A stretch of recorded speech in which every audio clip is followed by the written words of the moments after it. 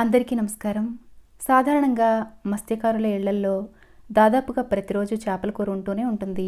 అయితే నేను చేపలు పట్టే వాళ్ళ ఇళ్లలో చాలా రకాల చేపల కూరలు చూశాను, కానీ ఇప్పుడు మనం చేయబోయేది చాలా బేసిక్ పద్ధతి అనమాట. అయితే వారి ఇళ్లలో పూర్వం రోజుల నుంచి ఈ బేసిక్ పద్ధతిని ఎక్కువగా చేస్తూ ఉంటారు.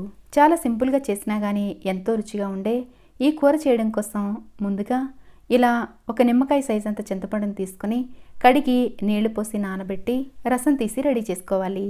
తర్వాత రోట్లో 3 టేబుల్ స్పూన్ల వరకు ధనియాలు, 1 టీ స్పూన్ జీలకర్ర తీసుకోవాలి. అయితే వీటిని వాళ్ళు పచ్చిగానే వేస్తారు. మనకి కావాలంటే త్వరగా నలగడం కోసం కొద్దిగా వేయించి వేసుకోవచ్చు. అలాగే ఇలా రోట్లో నూరే ఓపిక లేకపోతే మిక్సీలో అయినా గ్రైండ్ చేసుకోవచ్చు.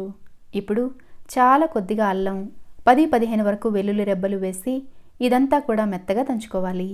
తర్వాత 2 ఉల్లిపాయల్ని చిన్నగా ముక్కలుగా కట్ చేసి వీటిని కూడా వేసి ఇదంతా మెత్తని పేస్ట్లా దంచుకోవాలి.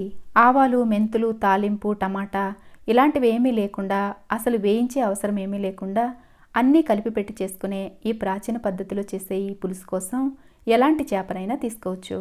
అయితే ఇక్కడ నేను బొచ్చి చేప ముక్కల్ని కిలో వరకు తీసుకుంటున్నాను. చేపల కూర నీచువాసన రాకుండా ఉండాలంటే ఉప్పు, నిమ్మరసం వేసి కడుక్కోవడంతో పాటు ముక్క లోపల ఎర్రగా ఉండే భాగాన్ని, నల్లగా ఉండే పొరని చాకుతో నీట్గా క్లీన్ చేసి శుభ్రంగా కడుక్కోవాలి. అస్సలు నీళ్ళేమీ లేకుండా జాలి గిన్నెలో వేసి నీళ్ళని పోయిన తర్వాత ఇలా కూర వండడం కోసం సరిపడినంత మట్టి పాత్రని తీసుకోవాలి. ఇందులో 1 టేబుల్ స్పూన్ ఉప్పు, 2-3 స్పూన్ల వరకు కారం, 1/2 స్పూన్ పసుపు వేసి కొద్దిగా కరివేపాకు కూడా వేసుకోవాలి.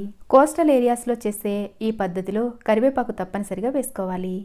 ఇప్పుడు 5-6 పచ్చిమిర్చీలను సన్నగా కట్ చేసిన ముక్కలు, మనం గ్రైండ్ చేసి పెట్టుకున్న మసాలా ముద్ద అంతా వేసి కూరకి సరిపడినంత వేరుశనగ నూనె వేసుకోవాలి. ఇక్కడ నేను దాదాపు 80 ml నుండి 100 ml వరకు వేస్తున్నాను. ఇప్పుడు ఈ మసాలా అంతా ముక్కలకి పట్టేలా బాగా కలపాలి. ఇలా చక్కగా ముక్కలకి పట్టించిన తర్వాత మీకు కావాలంటే అరగంట పాటు పక్కన పెట్టుకుని ఆ తర్వాత చింతపండు పులుసు వేసుకోవచ్చు. అయితే నాకు టైం ఎక్కువ లేకపోవడం వల్ల వెంటనే వేసేస్తున్నాను. ఇలా మనం రసం తీసి పెట్టుకున్న చింతపండు పులుసు అంతా వేసుకున్న తర్వాత కూరకి కావలసిన గ్రేవీకి తగ్గట్టు నీళ్లు కూడా వేసుకోవాలి. అయితే చేపలు ఉడికిన తర్వాత అందులో నుండి నీళ్లు కూడా బయటికి ఊరతాయి కాబట్టి మరీ ఎక్కువ నీళ్లు వేసేయకుండా ముక్కలు మునిగే వరకు వేసుకుంటే సరిపోతుంది. ఇలా పులుసంతా కూడా ముక్కల్లో బాగా కలిసేలాగా కలిపి తలకాయ ముక్కల్లాంటి గట్టి ముక్కల్ని కడాయి మధ్యలో వచ్చేలాగా పెట్టుకుని మెత్తగా సాఫ్ట్గా ఉండే ముక్కల్ని ఇలా పైకి వచ్చేలా చూసుకోవాలి.